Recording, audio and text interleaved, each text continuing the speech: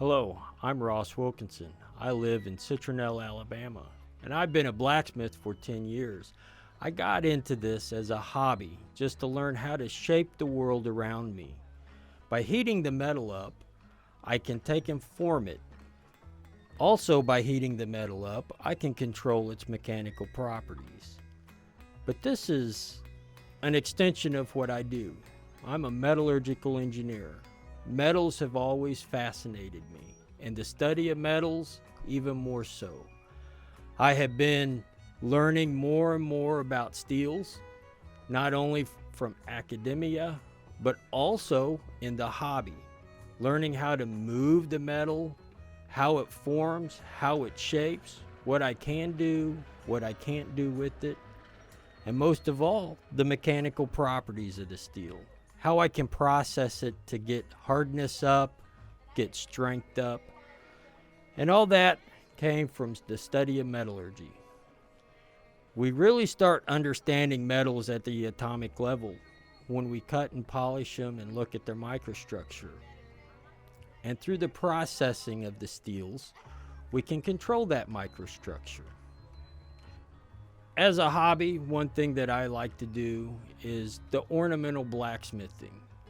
And how do I make the steel take on the shapes that we can use in the world around us? How do I take a piece of all thread, something that's readily available at the hardware store, and through a little heat, turn it into a serrated leaf keychain?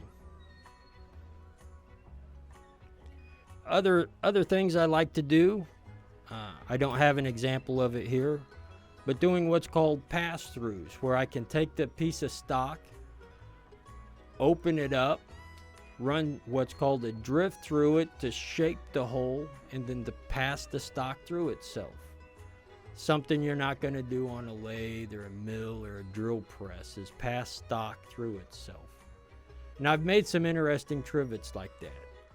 But I'd like to take that a step further and explore how I can join the steel in different ways without welding or nuts or bolts.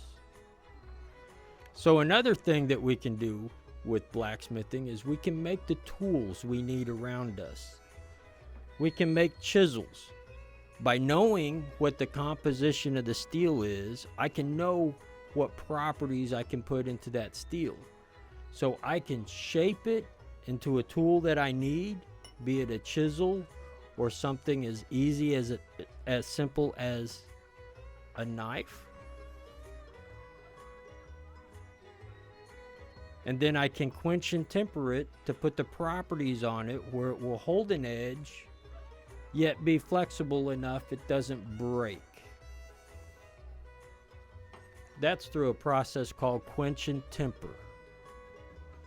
So by taking the steel up to red hot, orange, 1600 degrees Fahrenheit, and putting it into water, I shock that steel.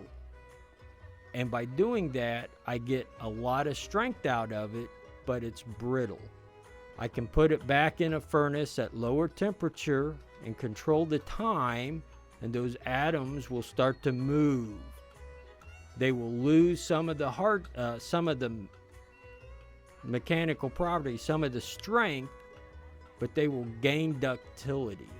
So I can control the mechanical properties, the ultimate strength, and the ductility, and tailor that steel for a particular process.